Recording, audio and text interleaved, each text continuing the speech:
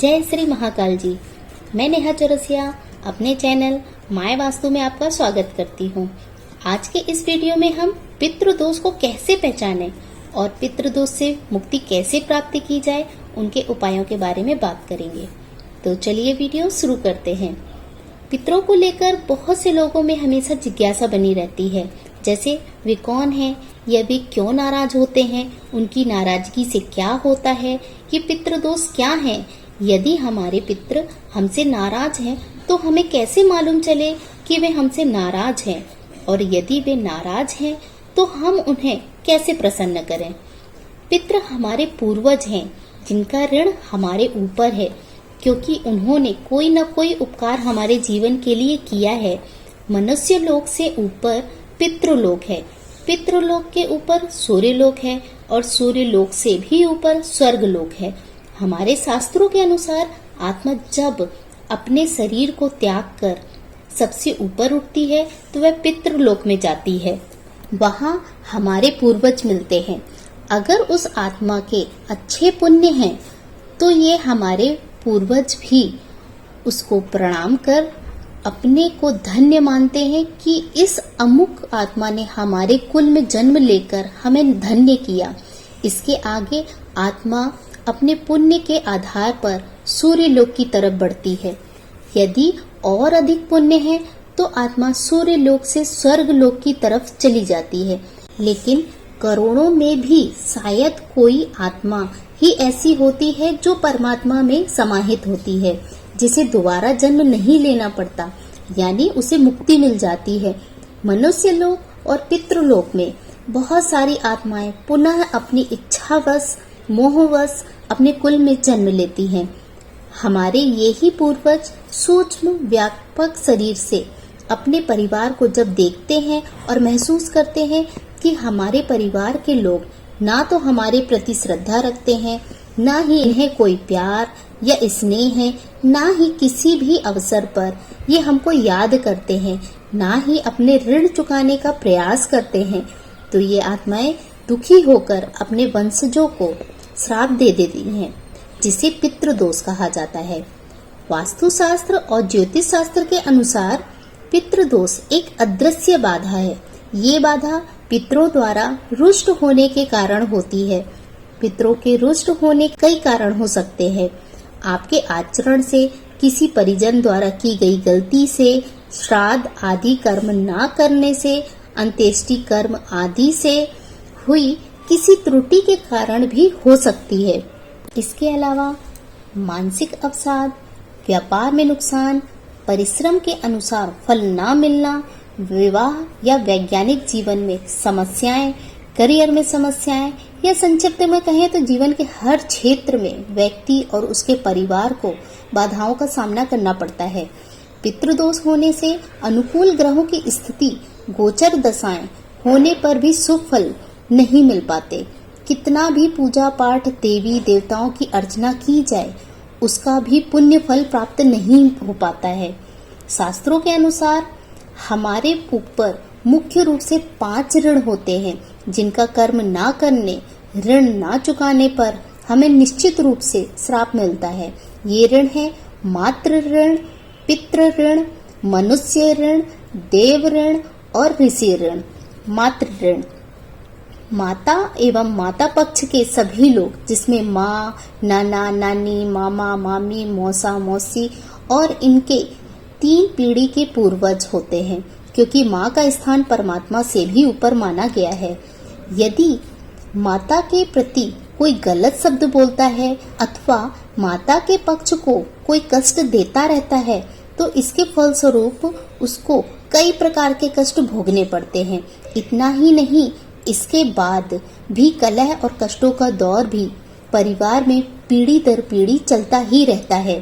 पितृ ऋण पिता पक्ष के लोगों जैसे बाबा, ताऊ, चाचा, दादा, दादी और उनके पूर्व की 3 पीढ़ियों का श्राप हमारे जीवन को प्रभावित करता है।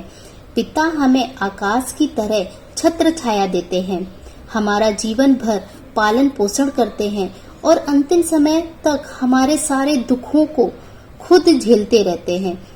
पितृ भक्ति करना मनुष्य का धर्म है। इस धर्म का पालन ना करने पर उनका श्राप नई पीढ़ी को झेलना ही पड़ता है। इसमें घर में आर्थिक अभाव, दरिद्रता, संतानहीनता, संतान को विभिन्न प्रकार के कष्ट आना या संतान अपंग रह जाने से जीवन भर कष्ट की प्राप्ति आदि होती है। देव ऋण। माता पिता प्रथम देवता हैं, जिनके कारण भगवान गणेश महान बने। इसके बाद हमारे इष्ट भगवान शंकर जी, दुर्गा जी, भगवान विष्णु आदि आते हैं, जिनको हमारा कुल मानता आ रहा है। हमारे पूर्वज भी अपने कुल देवी देवताओं को मानते हैं, लेकिन नई पीढ़ी ने बिल्कुल छोड़ दिया है। इसी कारण भगवान, कुल देवी देवता उन्हें कई प्रकार के कष्ट श्राप देकर उन्हें अपनी उपस्थिति का आभास कराते रहते हैं। ऋषि ऋण। जिस ऋषि के गोत्र में पैदा हुए, वंश वृद्धि की, उन ऋषियों का नाम अपने नाम के साथ जोड़ने में नई पीढ़ी कतराती है। उनके ऋषि तर्पण आदि नहीं करती। इस कारण उनके घरों में कोई मांगलिक कार्य नहीं होते हैं, इसलिए उनका श्राप पीढ़ी दर पीढ़ी चलता रहता है। मनुष्य ऋण। माता पिता के अतिरिक्त जिन अन्य मनुष्यों ने हमें प्यार दिया, दुलार दिया, हमारा ख्याल रखा, समय समय पर मदद की, गाय आदि पशुओं, अनेक मनुष्यों, पशु पक्षियों ने हमारे प्रत्यक्ष अप्रत्यक्ष रूप से मदद की, उनका ऋण भी हमारे ऊपर हो गया है। लेकिन लोग आजकल गरीब, बेबस, लाचार लोगों को धन संपत्ति हरण करके अपने को ज्यादा गौरवान्वित महसूस करते हैं।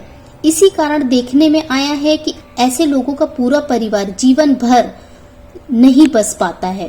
वंशहीनता, संतानों का गलत संगति में पड़ जाना, पारिवारिक सदस्यों का आपस में सामंजस्य न बन पाना, परिवार के सदस्यों का किसी असाध्य रोग से ग्रस्त रहना इत्यादि दोष इस परिवार में उत्पन्न हो जाते हैं। ऐसे परिवारों को पितृदोष युक्त परिवार कहा जाता है। रामायण में श्रवण कुमार के माता पिता के श्राप के कारण दशरथ के परिवार को हमेशा कष्ट झेलना पड़ा। ये जग जाहिर है, इसलिए परिवार की सर्वोन्नति के पितृदोषों का निवारण करना बहुत आवश्यक है। अब हम जानेंगे कि पितृदोष जब रुष्ट हो जाते हैं तो उसके लक्षण हमारे जीवन में क्या क्या दिखाई देते हैं। जैसे खाने में बाल निकलना।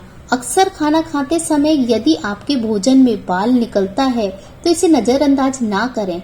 बहुत बार परिवार के किसी एक ही सदस्य के साथ होता है और उसके खाने में बाल निकलता है। यह बाल कहाँ से आया इसका कुछ पता नहीं चलता। यहाँ तक कि वह व्यक्ति यदि रेस्टोरेंट आदि में भी जाए तब भी उसके खाने में ही बाल निकलता है और परिवार के लोग उसे ही दोष मानते हुए उसका मजाक उड़ाते रहते हैं। बदबू या दुर्गंध। कुछ लोगों की समस्या रहती है कि उसके घर में दुर्गंध आती है। यह भी नहीं पता चलता कि दुर्गंध कहाँ से आ रही है। कई बार इस दुर्गंध के इतने अभ्यस्त हो जाते हैं कि उन्हें यह दुर्गंध महसूस भी नहीं होती, लेकिन बाहर के लोग उन्हें बताते हैं कि ऐसा हो रहा है। अब जबकि परेशानी का स्रोत पता ना चले तो उसका इलाज कैसे संभव है। पूर्वजों का स्वप्न में बार बार आना। शुभ कार्य में अड़चन। कभी कभी ऐसा होता है कि आप कोई त्योहार मना रहे हैं या कोई उत्सव आपके घर में हो रहा है, ठीक उसी समय कुछ न कुछ ऐसा घटित हो जाता है जिससे रंग में भंग डल जाता है। ऐसी घटना घटित होती रहती है। खुशी का माहौल बदल जाता है। ऐसा कहने का तात्पर्य है कि शुभ अवसर पर कुछ अशुभ घटित होना पितरों की असंतुष्टि का भी संकेत देता है। घर के किसी सदस्य का कुंवारा रह जाना। बहुत बार आपने अपने आसपास या फिर रिश्तेदारों में देखा होगा या अनुभव किया होगा कि कुछ युवक या युवती कुंवारे रह जाते हैं। कहीं कोई कमी नहीं है, लेकिन फिर भी शादी नहीं हो रही है। एक लंबी उम्र निकल जाने के पश्चात भी शादी नहीं हो पा रही है। कोई अच्छा संकेत नहीं मिल रहा है। यदि घर में पहले ही किसी कुंवारी व्यक्ति की मृत्यु हो चुकी है तो उपरोक्त स्थिति के बनने के आसार बढ़ जाते हैं। इस समस्या के कारण का भी पता नहीं चलता। संतान न होना। मेडिकल रिपोर्ट में सब कुछ सामान्य होने के बावजूद संतान सुख से वंचित रह जाना। हालांकि अपने पूर्वजों का इससे संबंध होना लाजमी नहीं है, परंतु ऐसा होना बहुत हद तक संभव है। जो भूमि किसी निसंतान व्यक्ति से खरीदी गई हो, वह भूमि अपने नए मालिक को भी संतानहीन बना देती है। सामान्य उपायों में पिंडदान, सर्प पूजा, ब्राह्मणों को गौदान, कन्यादान, कुआं, तालाब आदि बनवाना, मंदिर प्रांगण में पीपल, बड़ आदि देव वृक्ष लगवाना एवं वेदों और पुराणों में पितरों की संतुष्टि के लिए मंत्र स्तोत्र का वर्णन है, जिसमें नित्य पठन में किसी भी प्रकार की पितृ बाधा क्यों न हो शांत हो जाती है। अगर नित्य पठन संभव ना हो तो कम से कम प्रत्येक माह की अमावस्या और अश्विन कृष्ण पक्ष अमावस्या अर्थात पितृ पक्ष में अवश्य करना चाहिए। वैसे तो कुंडली में किस प्रकार का पितृदोष है, उस पितृदोष के प्रकार के हिसाब से पितृदोष शांति करवाना अच्छा होता है। विष्णु मंत्रों का जाप आदि करना और श्रीमद् भागवत का पाठ कराना चाहिए। भगवान भोलेनाथ की तस्वीर या प्रतिमा या शिवलिंग की रोज पूजा करना अच्छा माना जाता है। अमावस्या को पितरों के निमित्त पवित्रता पूर्वक बनाया गया भोजन तथा चावल, बूरा, घी या एक रोटी गाय को खिलाने से पितृदोष शांत होता है। अपने माता पिता बुजुर्गों का सम्मान, सभी स्त्री कुल का आदर सम्मान करने से और उनकी आवश्यकताओं की पूर्ति करते रहने से पितृ हमेशा प्रसन्न रहते हैं। पितृदोष जनित संतान कष्ट को दूर करने के लिए हरिवंश पुराण का श्रवण करें या स्वयं नियमित रूप से पाठ पढ़ें। प्रतिदिन दुर्गा सप्तशती या सुंदर कांड का पाठ करने से भी इस दोष में कमी आती है। सूर्य पिता हैं, अतः तांबे के लोटे में जल भरकर उसमें लाल फूल, लाल चंदन का चूरा, रोली आदि डालकर सूर्य देवता को अर्घ्य देना चाहिए और 11 बार ओम घृणी सूर्याय नमः मंत्र का जाप करने से पितरों की प्रसन्नता और उनकी ऊर्ध्व गति होती है। अमावस्या वाले दिन अवश्य अपने पितरों के नाम पर दुग्ध, चीनी, सफेद कपड़ा, दक्षिणा आदि किसी मंदिर में अथवा किसी योग्य ब्राह्मण को दान करना चाहिए। किसी मंदिर के परिसर में पीपल अथवा बड़ का वृक्ष लगाएं और रोज उसमें जल डालें। उसकी देखभाल करें। जैसे जैसे वृक्ष फलता फूलता जाएगा, पितृ दोष दूर होता जाएगा, क्योंकि इन वृक्षों पर ही सारे देवी देवता, पितृ आदि निवास करते हैं। यदि आपने किसी का हक छीना है या किसी मजबूर व्यक्ति की धन संपत्ति को हरण किया है, तो उसका हक या संपत्ति उसको अवश्य लौटा दें।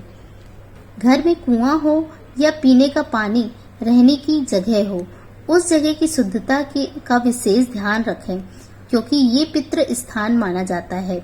इसके अलावा पशुओं के लिए पीने का पानी भरवाने तथा प्याऊ लगवाने अथवा आवारा कुत्तों को जलेबी खिलाने से भी पितृदोष शांत होते हैं। पितृदोष की शांति हेतु ये उपाय बहुत ही अनुभूत और अचूक फल देने वाले देखे गए हैं। उपाय हैं किसी गरीब की कन्या के विवाह में गुप्त रूप से अथवा प्रत्यक्ष रूप से आर्थिक सहयोग करना। ये सहयोग पूरे दिल से होना चाहिए, केवल दिखावे या अपनी बड़ाई करने के लिए नहीं। इससे पितृ अत्यंत प्रसन्न होते हैं, क्योंकि इसके परिणाम स्वरूप मिलने वाले पुण्य फल से पितरों को बल और तेज मिलता है, जिससे वह ऊर्ध्व लोकों की ओर गति करते हुए पुण्य लोकों को प्राप्त होते हैं। अगर किसी विशेष कामना को लेकर किसी परिजन की आत्मा पितृदोष उत्पन्न करती है, तो ऐसी स्थिति में मोह को त्याग कर उसकी सद्गति के लिए गजेंद्र मोक्ष स्तोत्र का पाठ करना चाहिए। पितृदोष दूर करने का अत्यंत सरल उपाय इसके लिए संबंधित व्यक्ति को अपने घर के वायव्य कोण में नित्य सरसों का तेल के बराबर मात्रा में दीपक पीतल का हो तो ज्यादा अच्छा है। दीपक कम से कम 10 मिनट नित्य जलना आवश्यक है। अगर का तेल मिलाकर दीपक पूरे पितृ पक्ष में नित्य लगाना चाहिए। ये कुछ ऐसे उपाय हैं जो सरल भी हैं और प्रभावी भी। हर कोई सरलता से इन पितृ दोषों से मुक्ति पा सकता है, लेकिन किसी भी प्रयोग की सफलता आपके पितरों की प्रति श्रद्धा के ऊपर निर्भर करती है। तो ये थी जानकारी पितृदोष को पहचानते हुए उनके दोषों से मुक्ति के उपायों के बारे में। यदि मेरे द्वारा दी गई जानकारी आपको पसंद आई हो तो कमेंट करें, लाइक करें, शेयर करें और सब्सक्राइब करें, ताकि मैं आपके लिए और भी बेहतर वीडियो ला सकूं। धन्यवाद।